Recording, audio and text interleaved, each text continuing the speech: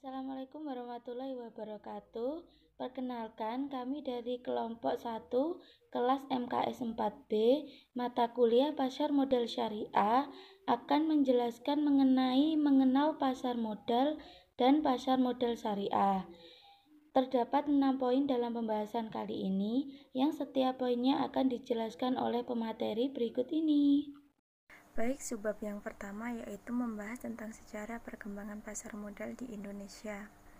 Sejarah perkembangan pasar modal di Indonesia dapat dibagi dalam beberapa periode. Pembagian tersebut dimaksudkan karena ada hal-hal khusus yang terjadi dalam periode perkembangannya, baik dilihat dari sisi peraturan maupun dilihat dari sisi ekonomi, bahkan juga dilihat dari sisi politik juga dari keamanannya. Adapun periode yang dimaksud yaitu ada 8 periode.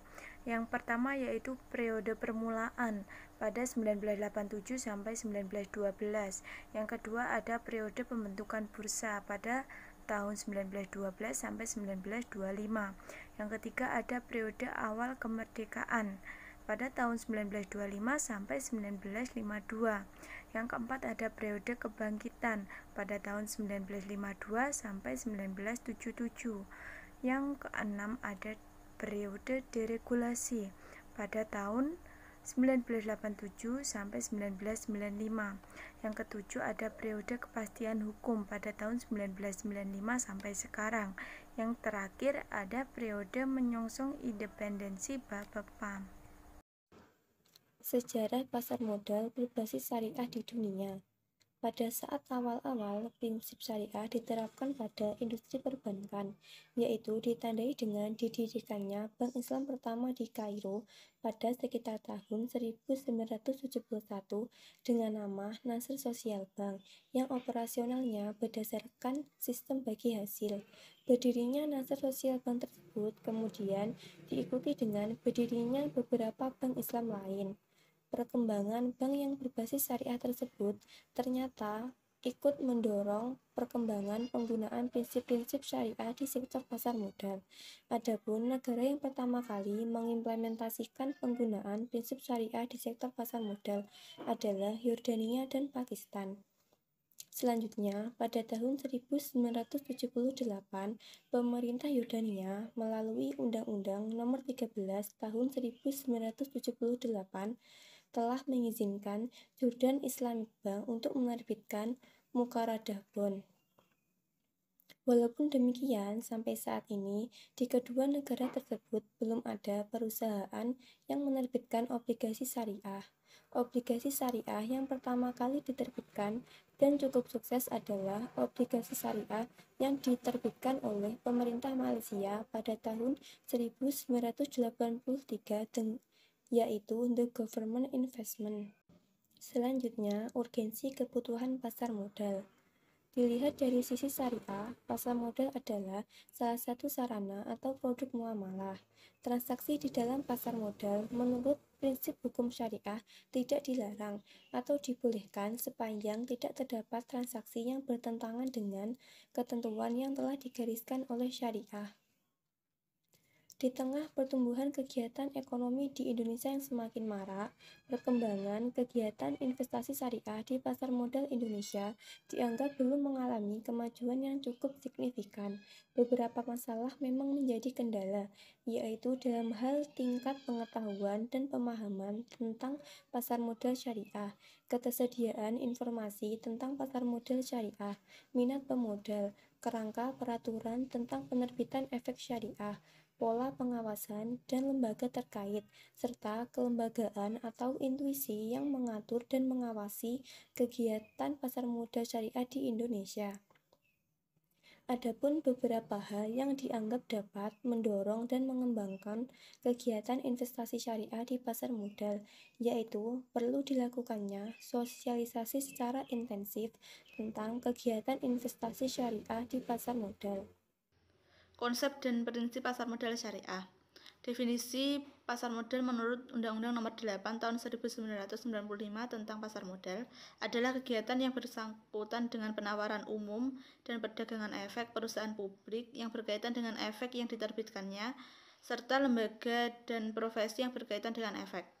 Secara umum, kegiatan pasar modal syariah tidak memiliki perbedaan dengan pasar modal konvensional.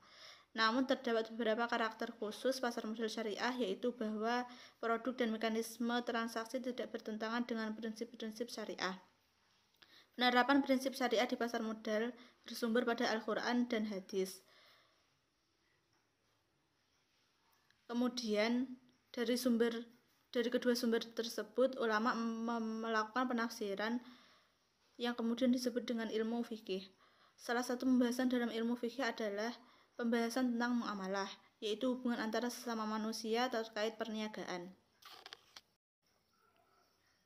Prinsip modal syariah. Yang pertama, pembiayaan dan investasi hanya dapat dilakukan pada aset atau kegiatan usaha yang halal, spesifik, dan bermanfaat sehingga dapat melakukan bagi hasil.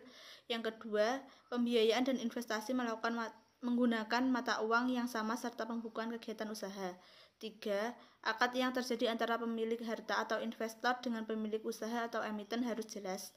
Keempat, investor maupun emiten tidak boleh mengambil resiko yang melebihi kemampuannya karena dapat menimbulkan kerugian.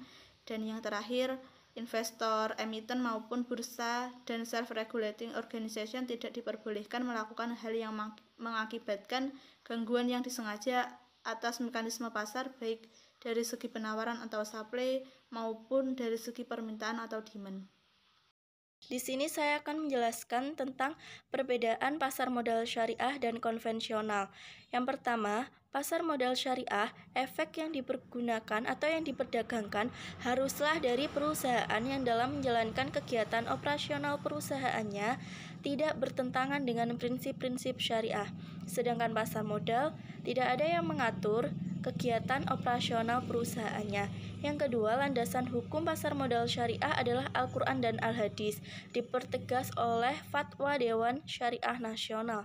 Sedangkan pasar modal konvensional adalah Undang-Undang Pasar Modal, yaitu Undang-Undang Nomor 8 Tahun 1995.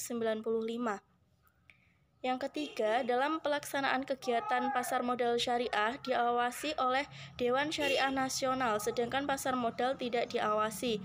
Dan yang keempat yaitu indeks harga saham konvensional, Kompas 100 dan lain-lain. Sedangkan indeks harga saham syariah adalah JLL, Jakarta Islamic Index, dan DES, Daftar Efek Syariah. Materi yang selanjutnya yaitu emiten berdasarkan prinsip syariah. Emiten yang sesuai dengan prinsip syariah adalah sebagai berikut. Yang pertama yaitu halal produk atau jasa, di mana emiten dilarang menjual usaha yang haram atau yang tidak sesuai dengan syariah. Yang kedua, halal cara perolehan pendapatan riba. Emiten harus memperoleh penghasilan usaha secara ridho dan tidak berbuat zalim dan tidak boleh diperlakukan zalim. Yang ketiga, halal cara perolehan prinsip keterbukaan. Emiten harus menjalankan kegiatan usaha dengan cara yang baik. Dan yang terakhir yaitu halal cara pemakaian manajemen usaha. Manajemen yang harus dimiliki oleh emiten adalah manajemen yang islami, yang menghormati hak asasi manusia.